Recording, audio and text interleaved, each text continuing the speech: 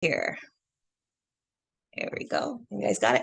All right. Today we're going to focus on our listing appointments. So I know you guys haven't delved too much into the web kits, the web forms. So I'm just going to show us how to prepare for a listing appointment. We can even go over some objections that we might get into during our listing appointment. Have you guys gone into web forms, tried to create any kits, tried to go over the paperwork, get a little idea of what it looks like yet for your listing appointment? Have you guys done that yet?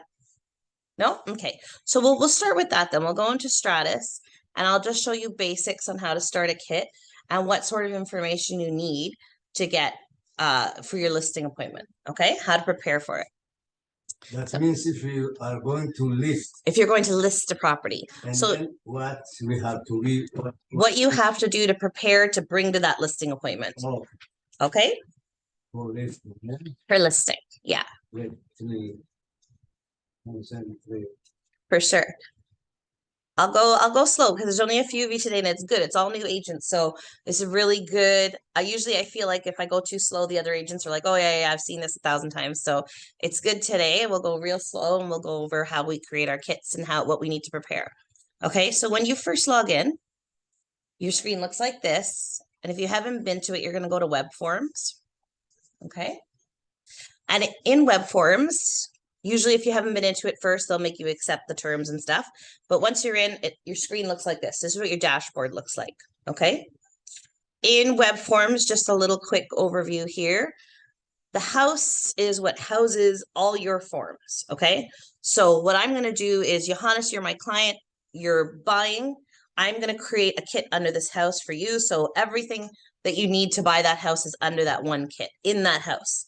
Get it? Okay. If then I go and I start working on Shahid's deal, then I'm going to go in there and I'm going to create another kit in the house. So it'll house all his forms. So everything is nice and neat in one section. Okay. And we made it pretty easy for the office because we created templates. Okay. Meaning in the template, you don't even have to go, oh, Christine said I needed the working with a realtor form and the listing agreement form and the identification. You don't have to remember all of that because I'm going to show you that all of the paperwork will be inside that kit that you need. Okay. So you don't have to think. It's pretty much a no-brainer. Okay. So we're going to go into the house and you click on it here.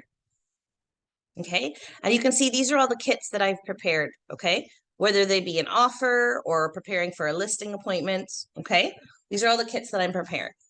Okay, so I'm just going to go and show you guys how to prepare a new one. Now, you obviously won't have this when you go in. It'll be all blank here, right? But you'll still have these same buttons at the top. And you're just going to go and click on add. You see this plus sign here? Okay, over there in the corner. And you're going to click on add. Now, you can file it however you file it. Let me just close this out for a second.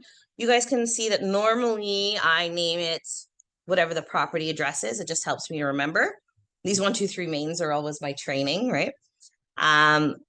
So that's just the way I do it. If you want to name it Johannes Lamori and it helps you remember that that's that client's kit, no problem. You can do whatever way you want. It's just for your filing purposes here. So I'm going to go in here and I'm going to have another 1, 2, 3 Main Street kit. My favorite street to train with. Okay. And then you're going to pick a template. So it just depends, what are you doing right now?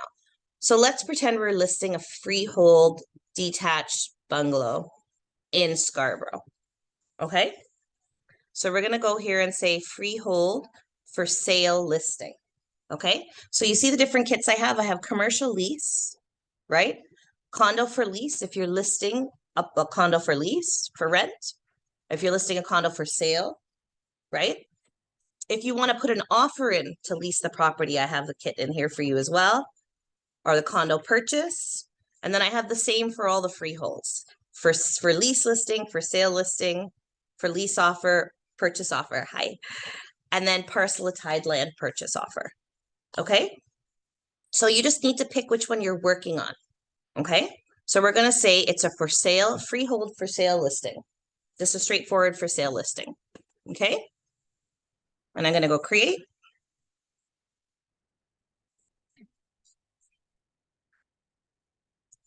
And it brings me to our next screen. So the next few screens are the wizard. You can fill out the wizard, okay? And whatever you fill out on in these sections gets filled out automatically on your forms, okay?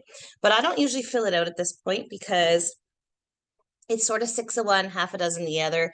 If you fill stuff out in the forms, it'll auto-fill on the other forms. What is the meaning of the word wizard?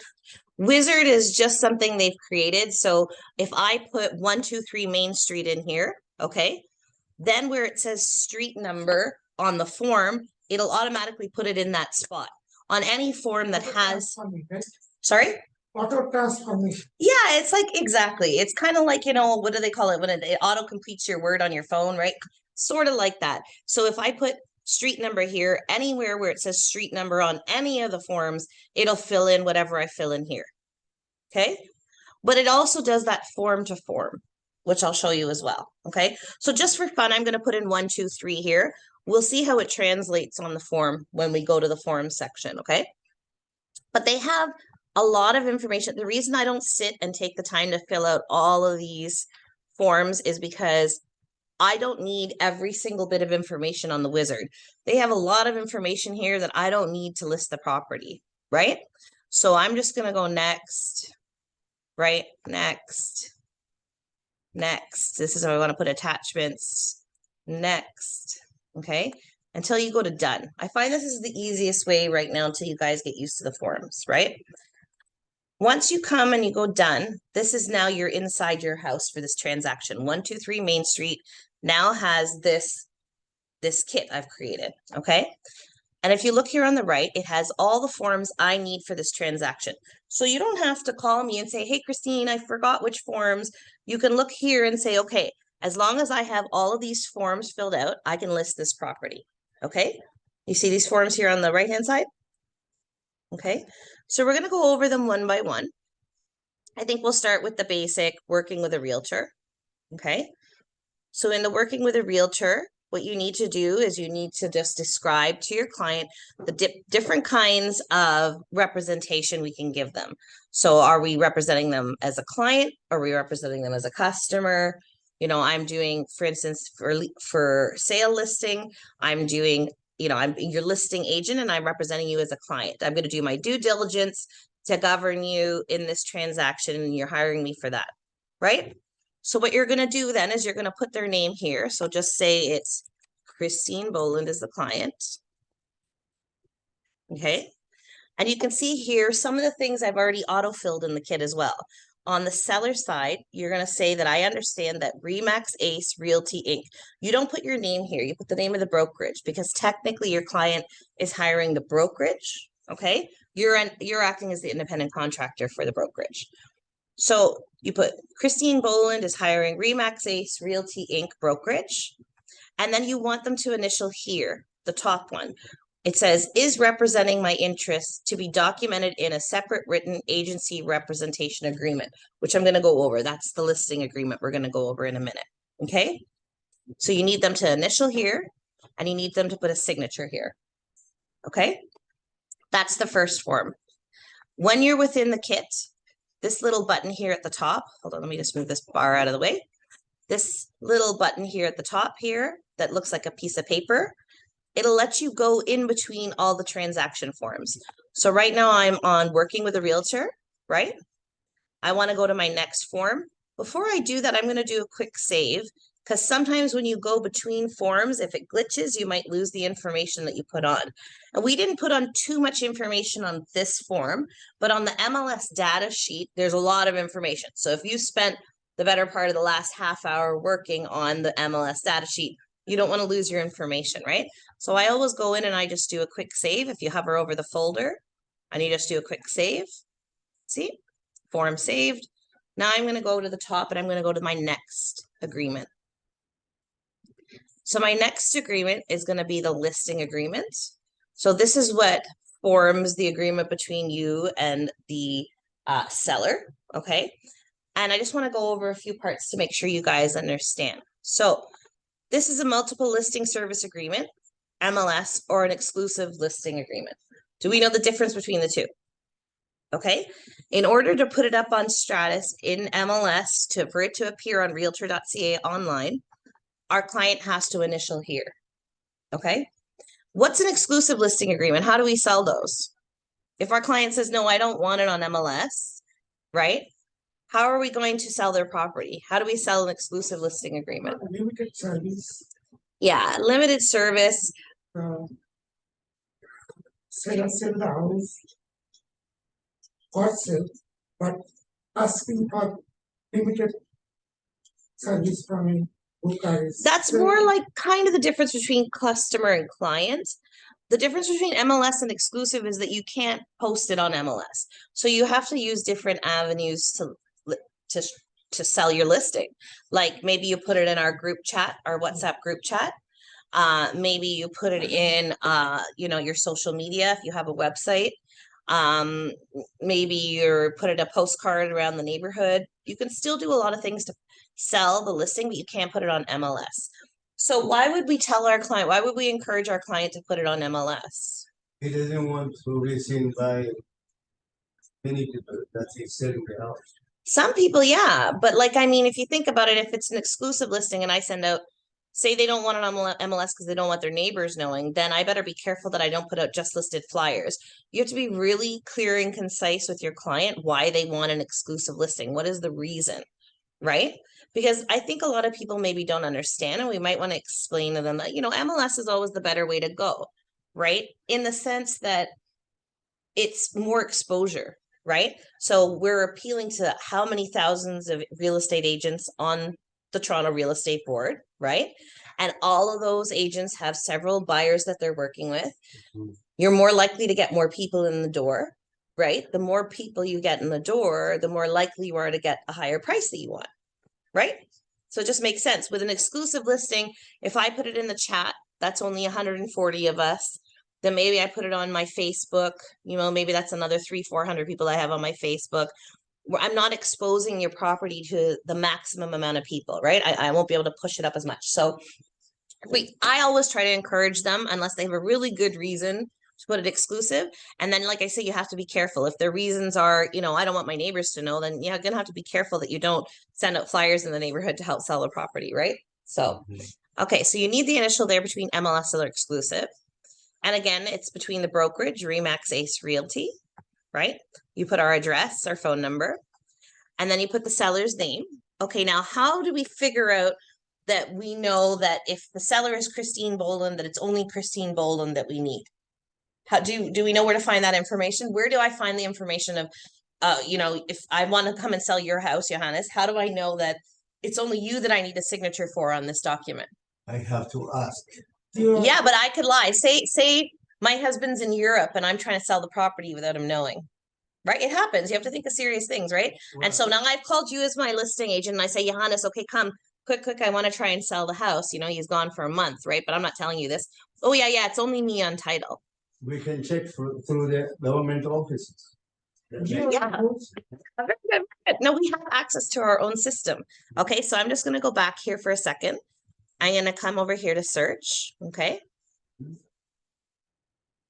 Oops, it always glitches like that every now and then. It goes search twice.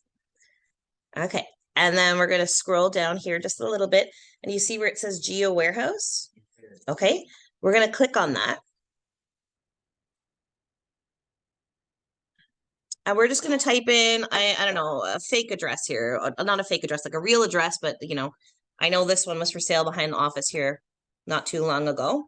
And so we're just going to see 50 Lewiston. You see it comes up here. I'm going to click on the property report. Okay. When I click on the property report and I scroll down. You have to write down the address there. Yeah, you have to put the address at the top, 50 Lewiston, and you don't even need to put in the whole thing. Like it auto-filled the city and the postal code, right? I just put 50 Lewiston and it came up. And then I click on the property report. When I click on the property report, you see it says here that Nada and Kiri are the owners of this property. So if Nada's called me and Nada says, oh, no, it's okay, I'll sign, I'm the only owner on property, I, as an agent, have done my due diligence because you can't sell it without both signatures, okay? And I'm going to say, oh, no, I need Kiri here as well. Well, he's, out of the country. Well, there's different ways you could do Authentisign, but you're going to have to make sure you verify that that person is the person selling, right? Especially if you get into those situations, because you want to see documentation, you want to see their ID. We're going to talk about the identification document in a minute, but you're definitely going to want to verify that both these people are in agreement and are signing. They're the people signing for the property. Okay. So that's where you find that information. We're going to go back here. So remember on the wizard there, you were asking me, remember I filled in 1, 2, 3 just for the fun of it. You see, because this is where the street number goes, it automatically filled that in for me, right? So if I took time and I filled out all the things on there, it would fill it out here as well, okay? But I'm going to show you now what else it does. If I fill it out here, okay, Main Street, right? Toronto, whoops. Ontario, M1P2L5, say, okay, now I'm just going to do a quick save. Now the 1, 2, 3 came from the wizard, but remember I told you also form to form it'll fill out, right? So if I click here real quickly, and I go to another sheet that has that information that I need, like for instance, the MLS data information sheet.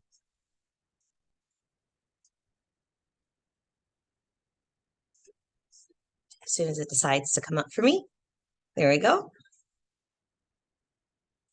Okay, you see how now it's done whatever I did on the previous form, it's filling it out here as well. So 1, 2, 3, Main Street, M1P2L5. See? And actually I don't need the street here because it's got a separate. Okay, so whether you fill it out on the wizard or on form to form, it's fine. But like I say, being a newer agent, you're going to fill out a lot on the wizard that you don't necessarily need on these sheets.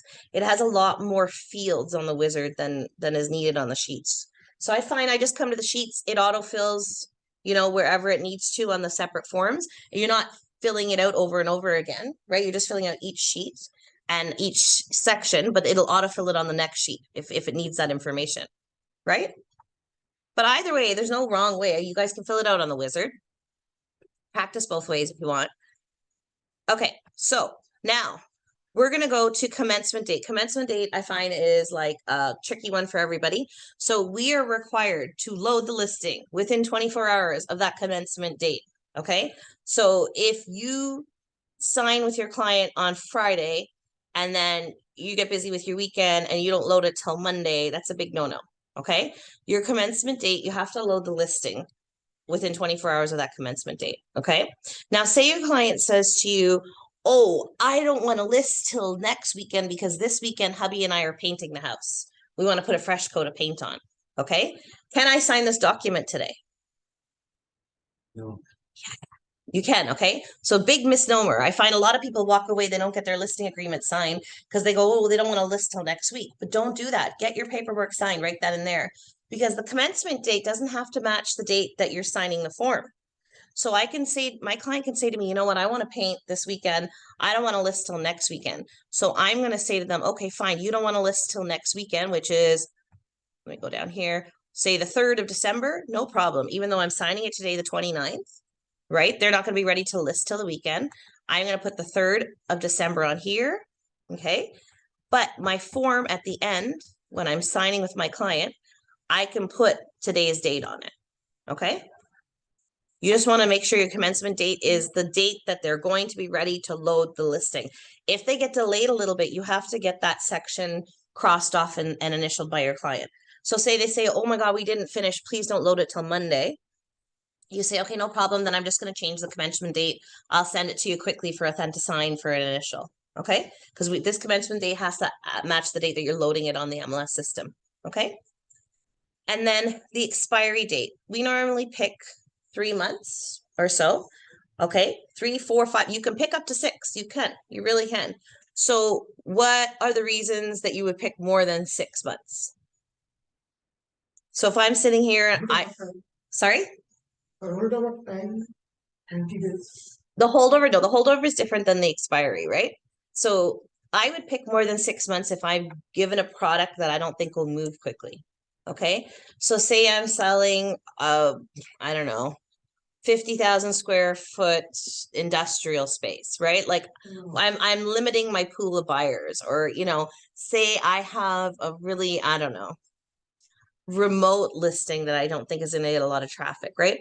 So generally we only tie our clients to 6 months or less, right? Because we have a product that we want to move. We don't want our listing sitting on the system.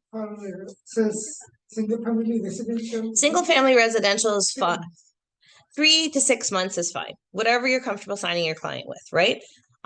You find sometimes you want to put 6 months, they kind of go like, why do you need 6 months, right? Because they want their house gone too. They want it sold, right? Generally I put 3-4 months. It's fine. It always gets sold in that time. If not, you have to revisit and sign the listing agreement again, right? If you do get your client to sign longer than 6 months, you have to get them to initial. So normally I just go click, click, click a couple of months ahead, right? Pick a date, you know, say February, whoops, and go for that. Okay. So now sale price, of course, you're going to come into a sale price. That's your pricing strategy, your CMA, whatever you've done to come across this. So say we're just listing it for $9.99. Okay. Who will decide that? Well, it's you have to educate your clients. So your clients always kind of have a price in mind. Nowadays, everything's available online. Your clients are looking, they see what their neighbors sold for. You have to be able to educate them. So you're going to prepare your CMA for that listing appointment, right? And you're going to do the research of that neighborhood and say to them, so if your client says to you, I want to sell for $9.99 and nothing has sold for anything over $9, you have to educate them. You can say, that's wonderful. I was looking at your recent sales though, and the last few sales were $858, $888, and $890. Like, I don't think you're going to get over $9 for this property. You have to educate them on why they are going to get that price or not, right? So pricing strategy is a whole other thing with your CMA. But again, if you guys need help and we're preparing for a listing appointment, when you guys go and you're going to go for a listing, I'm going to sit down with you guys for an hour and help you prepare your CMA and look at the stats of what's sold in the neighborhood to figure out a good price for that property, right? So, okay. So then we come down to the commission. Here's where they're going to initial if you get them to sign longer than 6 months, okay? I should highlight my mouse. I don't know if you can see my mouse there online there, Darren. Okay. So here's where you get them initial if you're getting them to list longer than 6 months. Here is where you get them initial to agree that they're not working with another agent. So they cannot work with another agent at the same time that you're working to sell the property. It's a conflict of interest. Only one brokerage can be hired at a time, right? And then over here in commission. So what I always do is I always put 5 here for commission, because I want, even if they're going to negotiate commission for me, I want to cross it out and initial it to show them that I'm changing the commission, right? But 5 is there. It's always standard. That's why it's in there. And I always put it in there. I don't leave it blank until I get. From this 5%, the listing brokerage will pay 2.5% to the cooperating brokerage. Right? Yeah, that's the very next section. So if you come over here, 5%, and you're going to pay the cooperating brokerage a commission of 2.5%. Okay. So what you're saying to your client is you're going to give me a total of 5, and of that 5%, 2.5 of it is going to the co-op brokerage. Okay. And then after here we go that if I'll read the sentence actually, the seller further agrees to pay such commission as calculated above if an agreement to purchase is agreed or accepted by the seller or anyone on the seller's behalf within 90 days of expiration of the listing, holdover period. So do we understand this concept? What's a holdover period, right? It's also a confusing concept. So say I take this listing for 3 months, January 1st. So January, February, March, okay? January, February, March, I don't sell the property, okay? April, May, June. Anybody that comes back that came during the time of my listing, so somebody that I introduced to the property.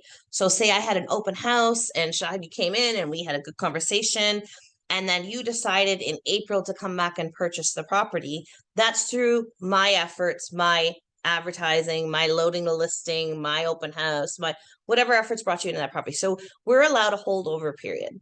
And this came into play because a lot of people would say, you know what, if it was January, February, March, I had the listing, maybe the last week of March, Shahid, you come in and Johannes says to you, you know what, my listing agent, the listing's expiring next week.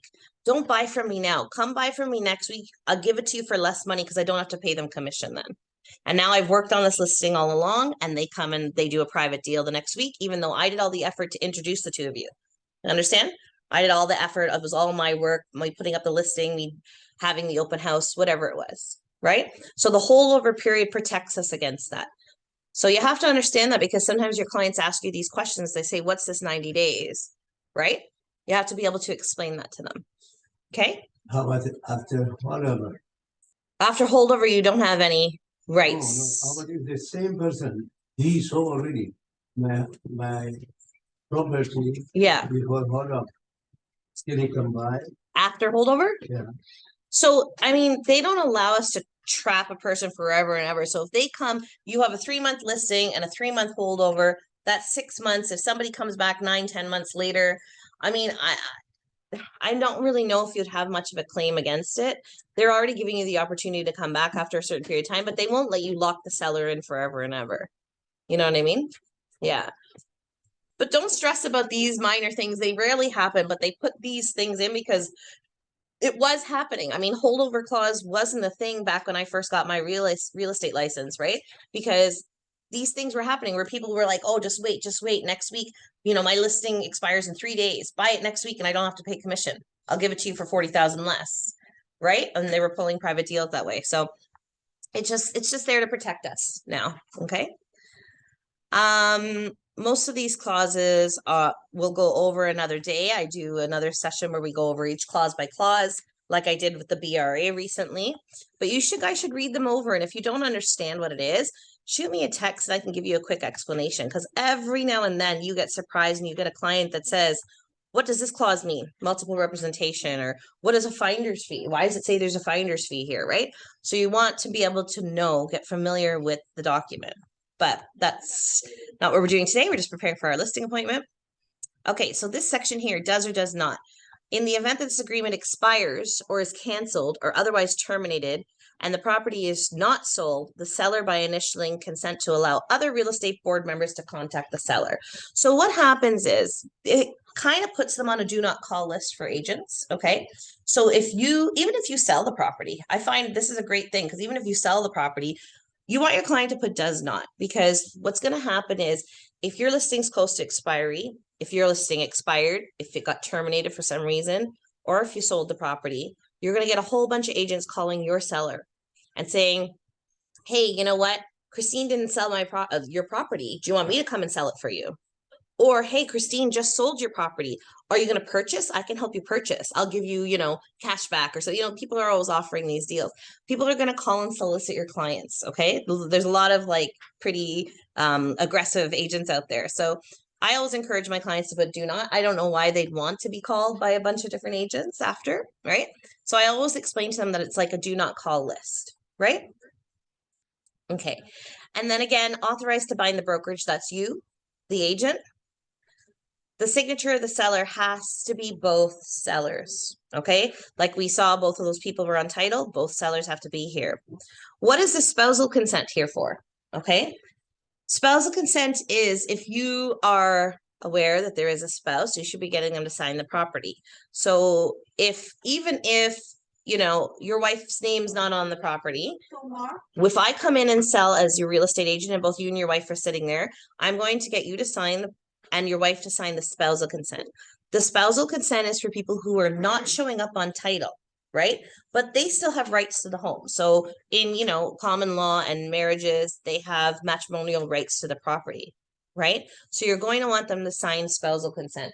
So I get the question, well, how do I know, right? Most of the time there's another party sitting there, you know what I mean? And they'll introduce you. If you're aware, you should be getting it signed, okay? You can even ask the question, are you married? Single? Do you have a family here? Just get to know your client a little bit so you can find out if there should be somebody else signing the document. And then the declaration of insurance, just saying you're insured and bonded, your RICO's up to date. You put your name and your signature, okay? And every single time you go for a listing appointment, you should be bringing 2 copies of these. AuthentiSign will automatically send your client a copy. I still take a PDF and send it to them in an email, because a lot of times people don't realize that it sends them a link, and the link expires after a while, I think. But when you're physically there, you should be taking a copy. And what you're going to do is, even though we're starting, remember, the 3rd of December, today is the 29th. I'm going to put here that it's the 29th and get them to sign and date it here that I gave them a copy of this listing agreement. Okay. Any questions about that document so far? Okay, it's good. Give me pros by the time you have some good listings coming up. I'm telling you, you know what?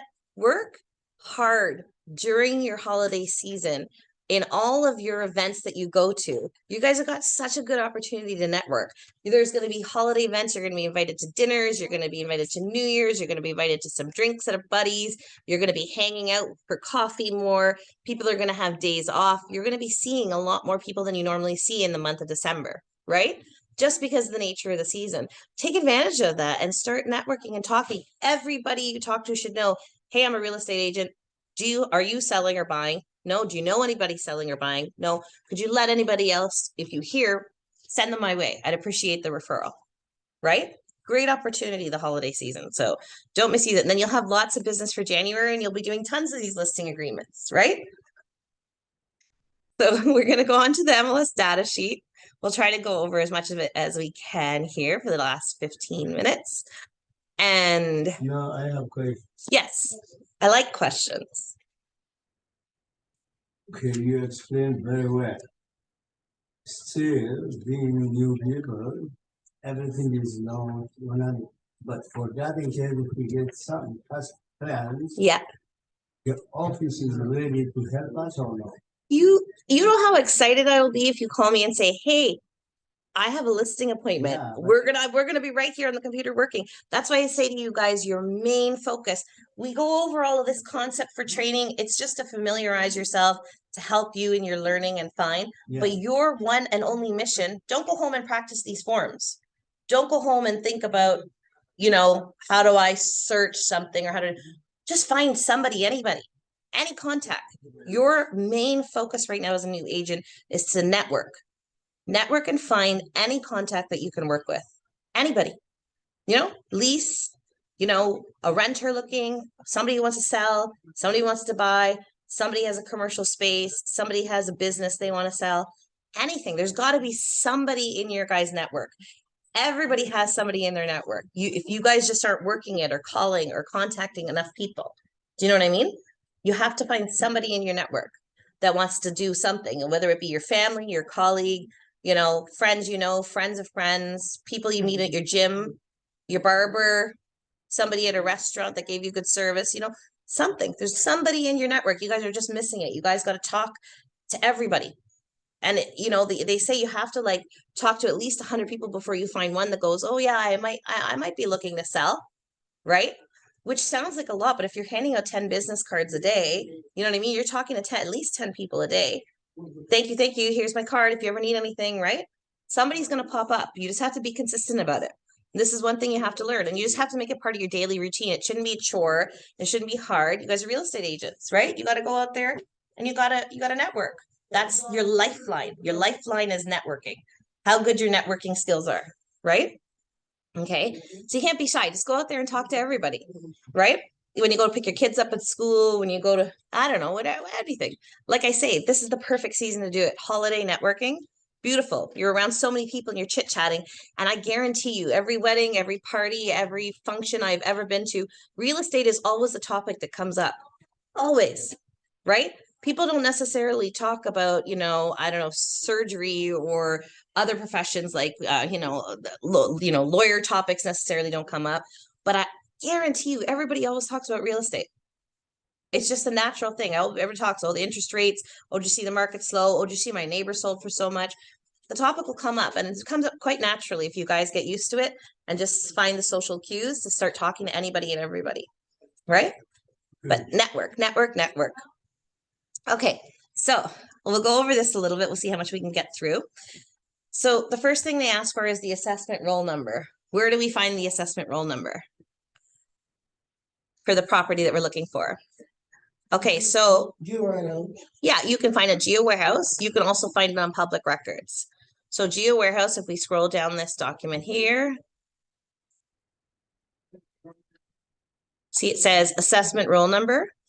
So I'm just going to copy and I'm going to paste it. Now, this obviously isn't for 123 Main Street, but I'm just copying anyone. You look up the property that you're doing, okay?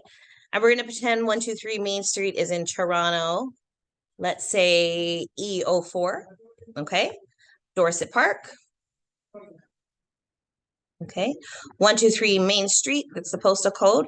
Where is 123 Main Street facing on, fronting on? Okay, so what we're gonna do is we're gonna use that 50 Lewiston, and I'm gonna ask you guys if you can tell me what direction it's fronting on, okay? So I'm just gonna go to Google Maps, okay? And you guys should be doing this. Don't use previous listings information because a lot of agents get it wrong. They don't understand it. You want to make sure that you're looking things up on your own because you're liable for all the information you're putting into your listing. So go and take a moment to look these things up. So 50 Lewiston Road, we're using this as an example. What side of the road is it fronting on?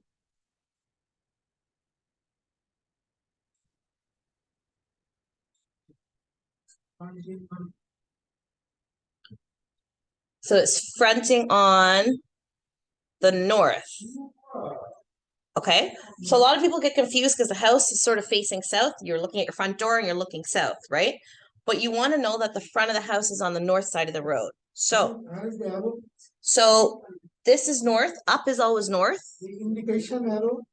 I don't even think they put it on Google Maps anymore. Up is always north. North, okay? Then east, then south, then west, okay? So north being up, okay? So, yeah, in front. Right? So this is the north side of the street. And the front of the house is on the north side of the street. Right? So that's how we're figuring out that this is fronting on the north side of the street. Okay? So if you guys get confused again, ask me if you're not sure when you're filling out your paperwork. But that's your quick lesson on fronting on. Now our legal description. Where do we get our legal description from? Yeah, we can get it from Geo Warehouse as well. So you're going to go up here and we're going to copy and paste what our legal description is. Again, don't take it off of old listings. A lot of people shorten them. A lot of people don't put the proper thing. And maybe they copied it totally wrong, right? And you're liable for this information. So I'm going to go into public records to just see if there's any difference in a legal description, because sometimes there is. Because sometimes public records has the longer one, or it's a little bit different. We'll just open it up as soon as it comes. Public records? Public records, You yeah. have to go to the, You don't have to. For legal description, you can go to public records. So before, Geo Warehouse never used to have the legal description. I'm so used to going to public records for the legal description, right? Geo Warehouse used to be only really title and stuff like that, but now they've added lots of stuff. They've added the like the front and the depth, which they never had before. They added the legal description.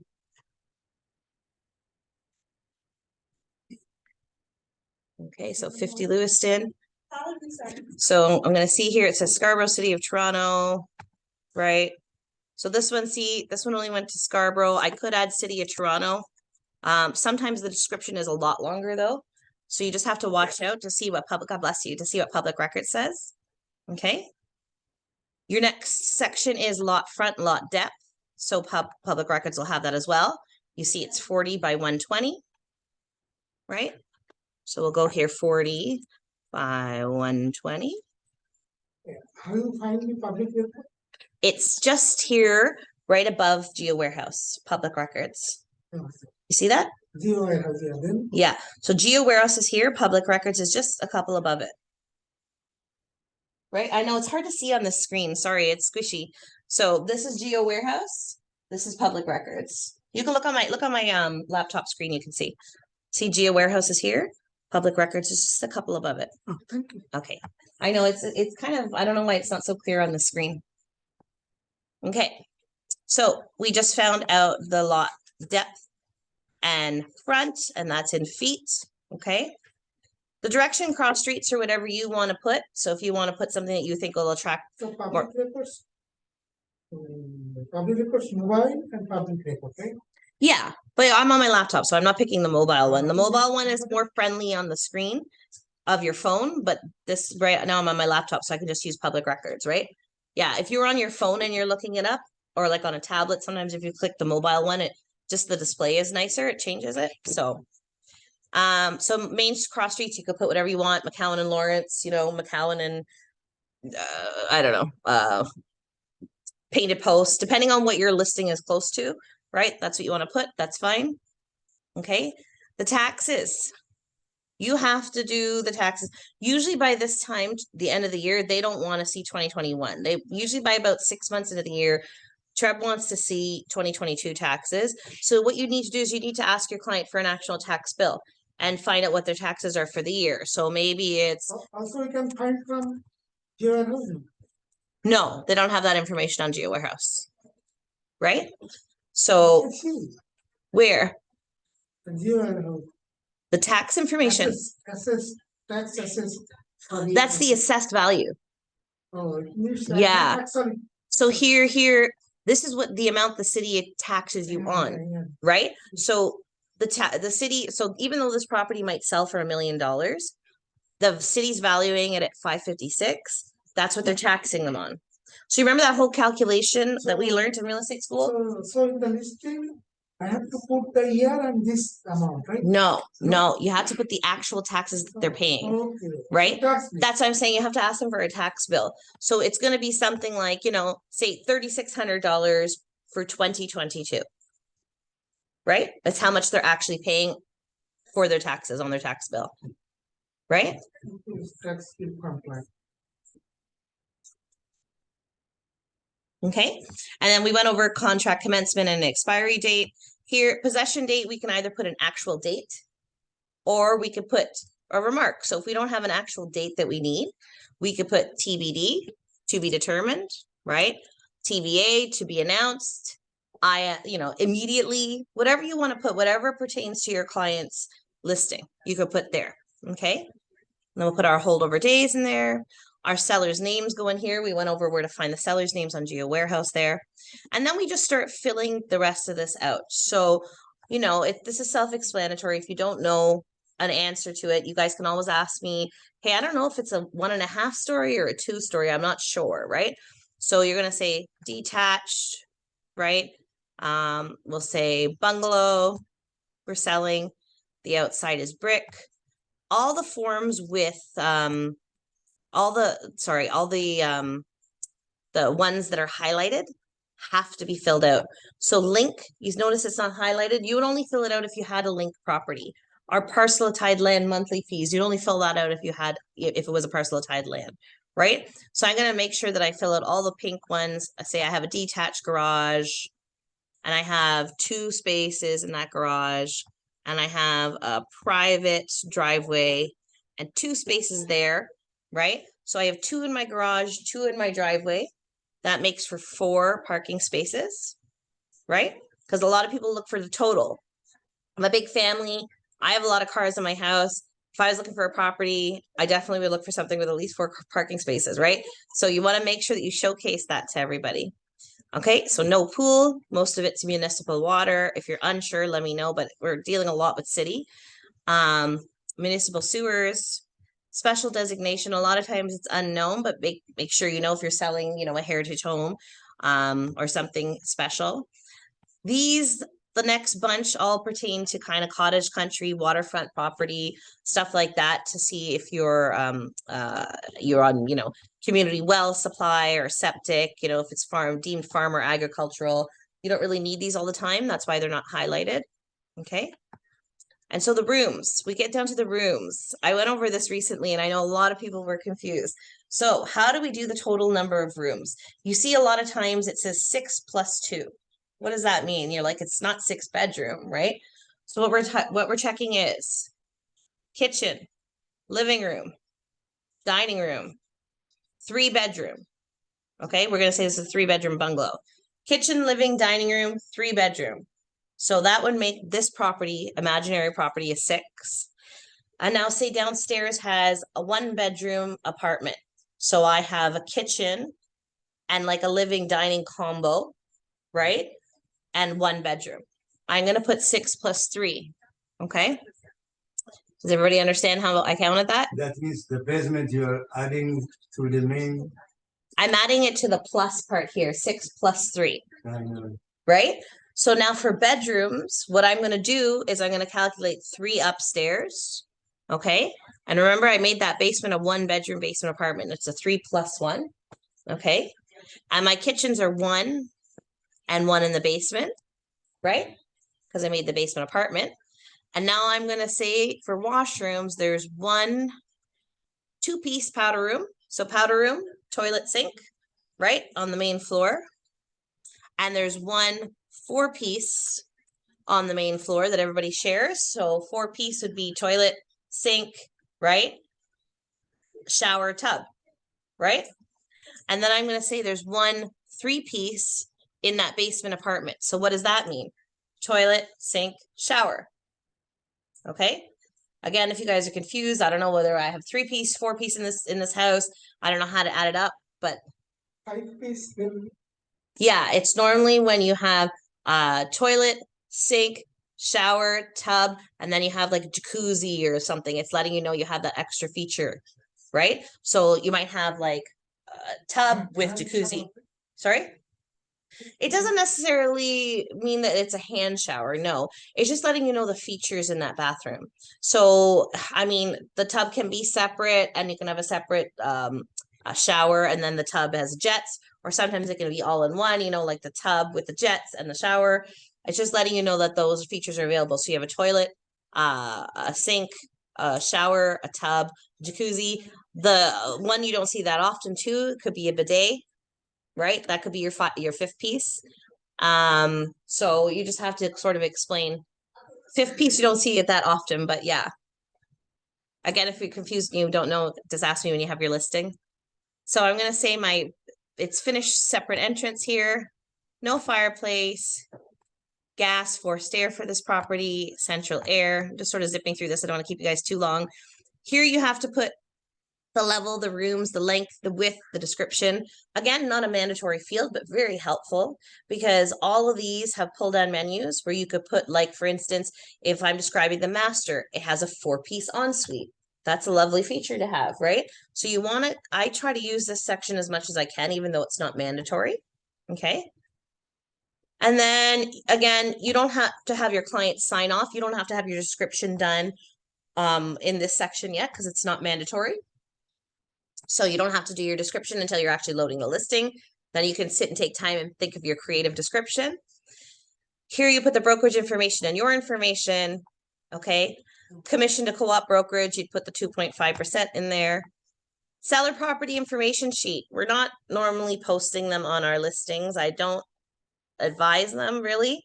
They're good to take along to remember what to ask your client, but I never post them with my listings. And then these distribute to DDF IDX. So do we want it to go out to all the portals on Zillow, all those different people that feed off of the Toronto Real Estate Board? Yes or no? So most of the time we're saying yes. I think exposure is good, right? Distribute to the internet, yes. Distribute address on the internet, yes. Permission to contact listing brokerage to advertise. That's totally an agent thing, whatever you guys want. If you want other agents contacting you to advertise your property, then you can click yes. If you don't, then click no. There's nothing wrong with it. Occupancy, you're putting whether the property is vacant or tenanted. This is good information, right? So I know that they used to do a safety course. I don't know if they do it anymore at TREB. When you first got your license, they were explaining this section is, you know, a bit for safety. And they don't make this information public. So if you look on realtor.ca, it doesn't tell you if a property is vacant. But you as an agent know, and especially as a woman agent, if a property is vacant, I know perhaps maybe I don't want to go on that appointment alone with a brand new gentleman that's called me off of the internet necessarily, right? So it's definitely good information, but it's also good information for other brokers and agents who are booking the appointment, because if it's tenanted, for instance, I know that I need to give 24-hour notice. So if my client calls me, you know, 9 o'clock tonight and says, I want to see this property tomorrow morning, I go and I look and I go, ooh, it's tenanted. I don't think that's possible. I think we need to go tomorrow evening or the next day because I need to give 24 hours notice. So it gives you information in a couple of different ways that's important to you, and pay attention because they don't make that public information for a reason. Okay. Contact after expired. That's that do not call list. Here you can just say you're uploading your own photos. And then that's basically the end of the MLS form. Now, aside from that, the only other thing you need is the identification record. So what you should be doing, I'm just going to click to it really quickly because I'm keeping you guys over time here now, but the identification record is just so you guys can actually take ID. So if you don't know somebody who's called you off of your advertising and you go to their property, how do I know that Johannes is Johannes? Right? I need to take some government issued photo ID off of him. So that's what driver's license, right? Your passport, your citizenship card, anything that's I can't take health cards, right? We can't take health cards, but we need to take something with your picture on it and your name on it. So I can match that to what I've done my research for as your title. So I can see Johannes is on title. This is Johannes on the driver's license, matches the face. Let me put him on this paperwork and now he can sign for the property, right? So what you're doing is you're just taking down the legal name, the address, date of birth, what their occupation is. And RICO really is pushing that you don't just put, I don't know, you don't just put owner, right? You want to put owner of an IT business, or you don't just put administrator or supervisor. You want to put supervisor at, Delco. You have to put exactly what it is. And then you take down their identification information here. So what type of document it is, driver's license, the number, who issued it, Ontario, right? And the expiry date for that ID. All right. But again, don't worry, go and network. We will fill this all out together when you guys get a client and we'll get ready for your listing appointment together. Your job is in the next few weeks while you guys are out there and you're working hard, entertaining people and going to all these parties and socializing for the holiday season, you go out and find some business and network with some people. So you can bring some business in and then I can help you guys with all this stuff.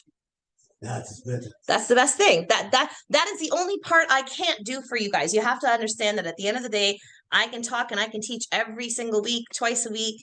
But the only part I cannot do for you is I don't know your network, right? You have to bring your network to me. You have to tell me, oh, my buddy wants to sell. My uncle wants to sell, my sister Susie, really wants to buy a cottage, right? You have to tell me that stuff and then we can take it and work on it, right? But you have to bring that network. It's your network. I don't know it, right? So go work it. Sit down and make 10 calls now before you guys leave the office today. You too, Darren, online there. You have to make 10 calls today. You have to promise. And then you guys will find some business for the season. All right, everybody have a good week. I'll see you guys Thursday evening. Yeah, I have one question Yes, for sure. about commission. Yeah. Well, it is 5%, but we have to put 2.5. Yeah. But how about if the guy, he doesn't agree on that? Can he reduce or no? You can reduce your listing side. Yeah, that's up to you. So you have 2.5 to play with. You can reduce your listing side. You can reduce the other side too. You see it sometimes on listings, but it's just not 100% advisable because agents will show other properties then if you're offering less money, right? So, but you can negotiate your listing side. All right, take care, Darren. I'll see you. Thank you very much.